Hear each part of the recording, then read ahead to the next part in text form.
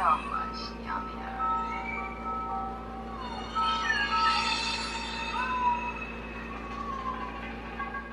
Okay, hi, I'm Cherry and you've stumbled upon my channel, and today we are going to be doing an overdue spooky book haul. I will have two parts to this book haul. This horror and thriller book haul, and then a book haul which I will be doing maybe in November with the rest of the books I bought, because I have accumulated quite a bit. Okay, not quite a bit. I've accumulated a fuck ton of new books. Most of the ones I bought are actually horrors and thrillers, so I will be showing them to you today. Looking for horror and thriller books in Shopee is actually a huge mistake because there are a lot of secondhand books, which means, fortunately, most of these books are secondhand, and I bought at a much cheaper price than buying it brand new, which I really don't mind because I love secondhand books personally. Like, I'll give your book a brand new home, you know? Still, even if they are much cheaper, buying like a ton of them is gonna give me a run for my money. And I am now on a book buying ban because 17 will have a comeback. Oh my god, also the lighting is weird because, oh my god, look at that shit. Because right now I'm using natural light instead of my ring light. Hang on, is this much better? Okay, I think that's much better. Anyway.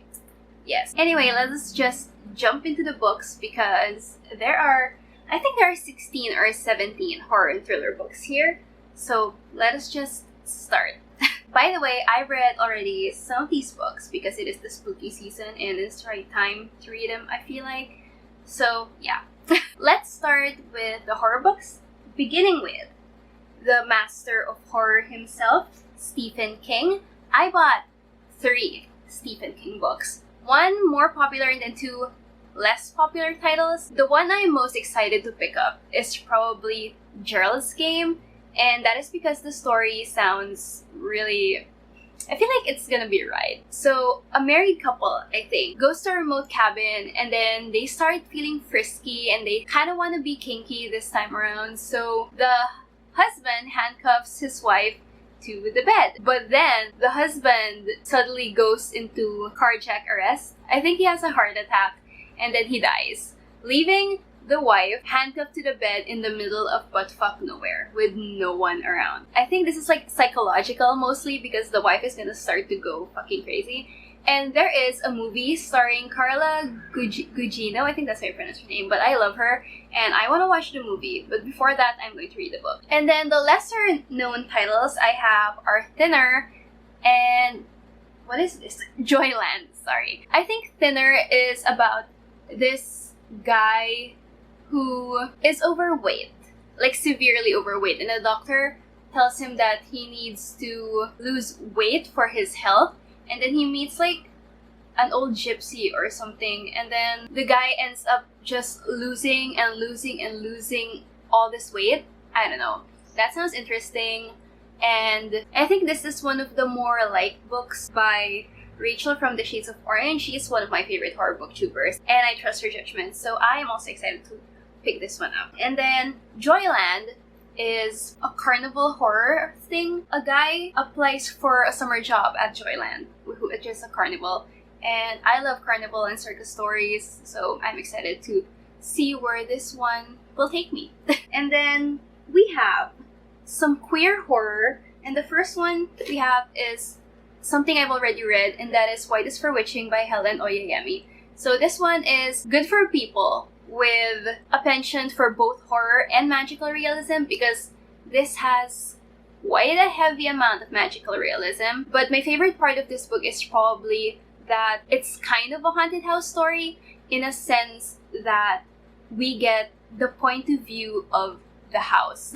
So basically the house is alive. It was a very interesting book. But yeah, I feel like people who love magical realism will enjoy it a lot more. And then we have The Cabin at the End of the Woods, which I will be reading for the Hocus Pocus readathon. It ticks off the LGBTQIA prompt because this book features a gay couple and their daughter who go to a remote cabin in the woods. And basically, it's like a home invasion story with like a supernatural or paranormal twist. I think that's what some people are saying. But basically, all I know is that it is a home invasion story because while the family is up in the cabin, this group of men invade their homes, takes them hostage, and the reason they do that is because they think doing that to the family would prevent the end of the world or something like that. But yeah, I'm excited to pick this up. Hopefully I can, actually, because I have a pretty ambitious TBR this month. I've heard more good reviews than bad reviews, but yeah, it's a little mixed as far as I know. But I'm excited anyway. And then we have Apartment 16 by Adam Neville. I think Adam Neville's most popular book is No One Gets Out Alive, and that one just became a Netflix movie, I think, and I really, really want to watch it, but at the same time, I want to read it first, but instead, I got Apartment 16. What the fuck is wrong with me? But I couldn't find a copy of No One Gets Out Alive, and I heard Adam Neville is good anyway, so I really wanted to check out Apartment 16. So basically, this American woman goes to live in a London apartment, which her great aunt left her, and then the woman finds like a series of diary entries depicting how her great aunt devolves into madness, and I want to see that. I'm not sure if it's a haunted house story, but it sounds like it. The lighting is weird, even if I don't have my ring light, because of the fucking sun. Why does it... I'm so fucking stressed. This stresses me out. Anyway, let's continue. And then the next book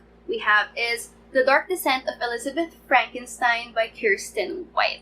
This one I think is a retelling of Mary Shelley's Frankenstein, told from the point of view of Elizabeth, who is a friend of Victor Frankenstein. I think this story takes place before Victor creates Frankenstein's monster. I'm not really sure, but it's in a point of view of a woman, and I want to see how that plays out, because instead of Igor, we kind of have Elizabeth, you know? And I'm curious how Kristen White decides to tell this story in another point of view. Now let us get on to the thrillers, and let's start with some Karen Slaughter books. The first one I have is Pretty Girls, which I actually already started. I am in chapter 3, and I have not gotten far because I have other books to prioritize, but it's interesting so far.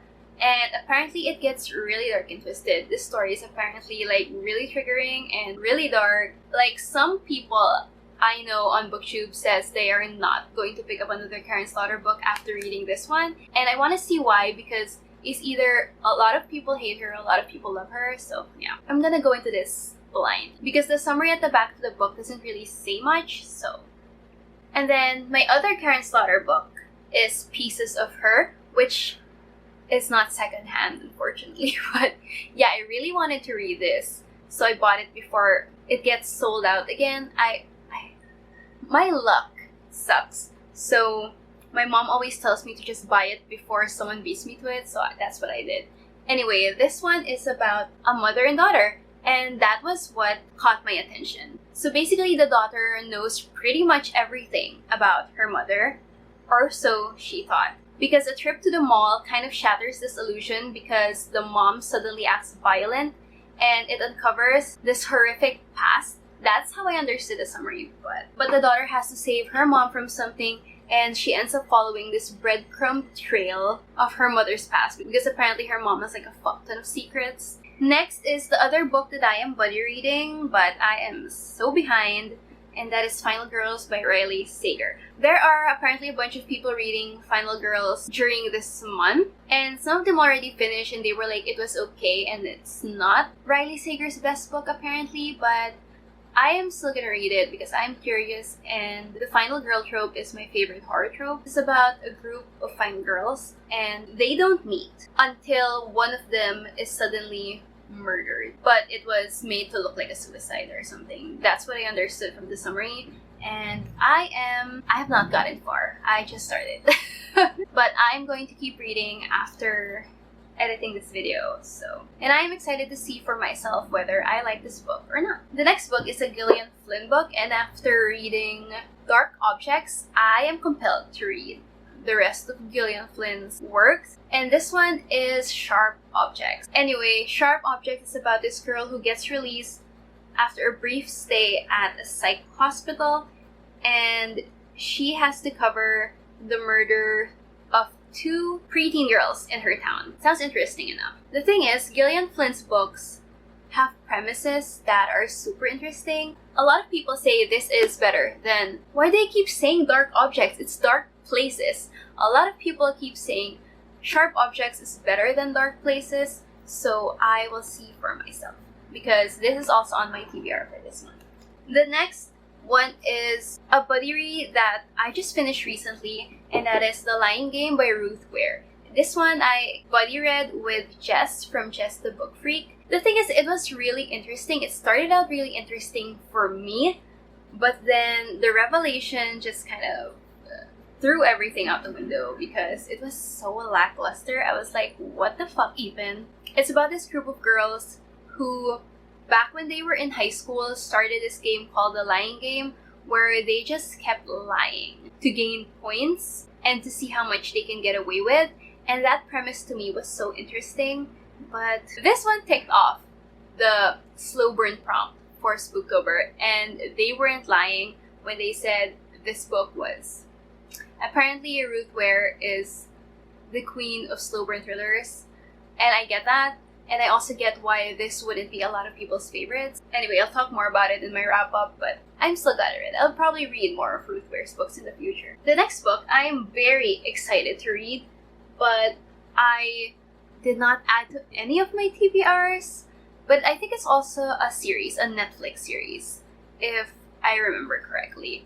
I'm not sure if it is Netflix, but yeah, it's a series, and that is Behind Your Eyes by Jessica Pinborough. This one I heard has the weirdest or like most fucked up plot twist at the end, and that is why I really want to read it. But the plot itself, the initial plot, sounds really interesting anyway. But basically it's like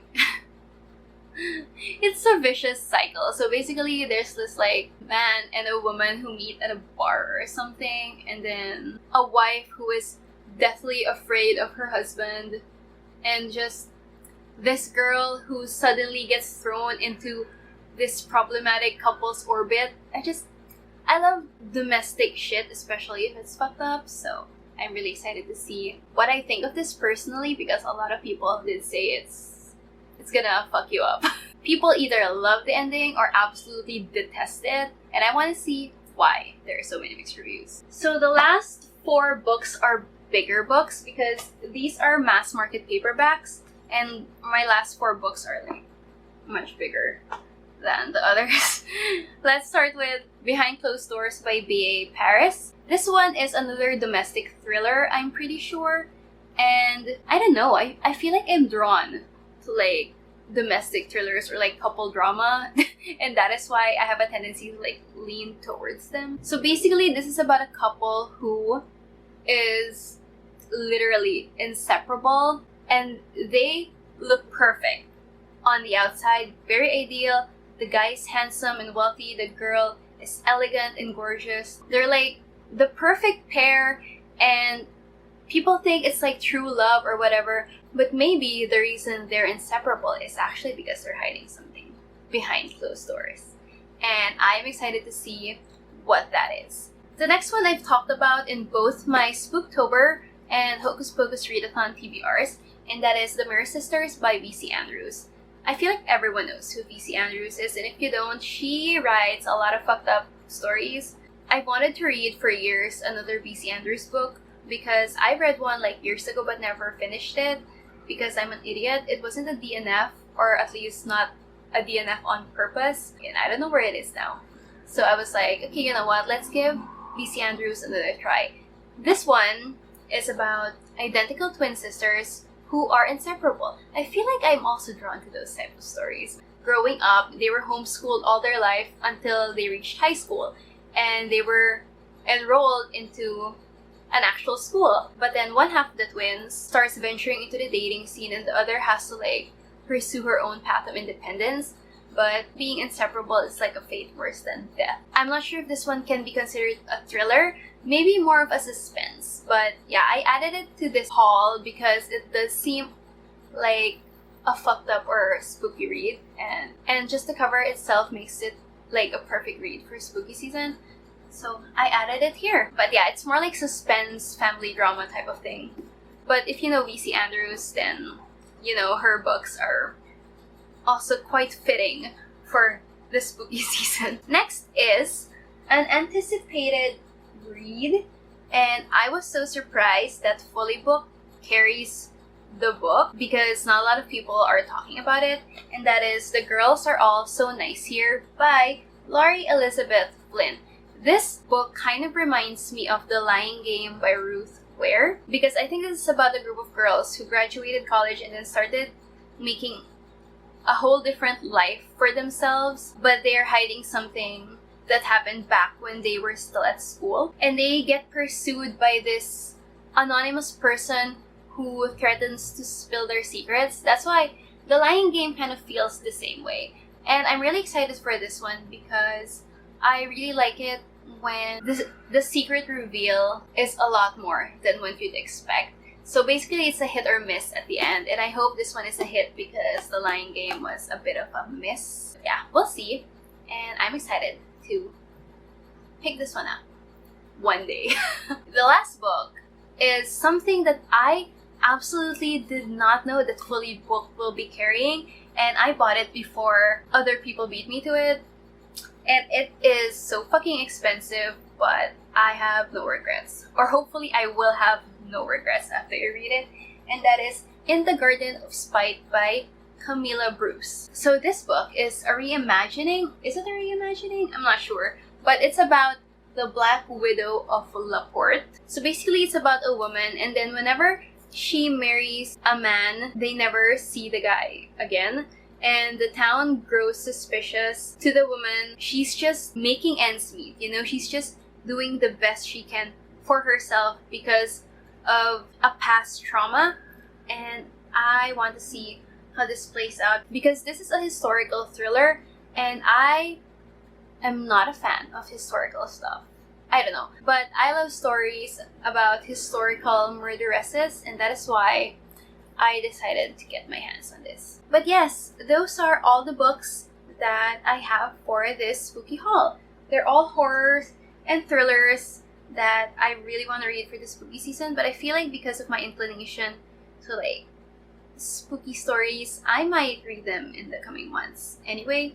But yes, anticipate part 2 in November, or at least hopefully I can get it out in November because I have accumulated a ton of new books, but these books are the ones I'm most excited to pick up. And if you're wondering what I am today, because it is not that obvious, I will just pull a Karen Smith and say, I'm a mouse. Duh. Just kidding. I'm supposed to be a cat, but I don't know if it works. I feel like these are like wolf ears. I have another pair of like cat ears, and those look more like cat ears than these do. But the thing is, they are white, and I don't have a costume for like a white cat because all the costumes I have are for black cats. And yeah. Either way, this is also an ode to my all-time favorite Broadway musical, which is Cats the Musical, not the shitty movie.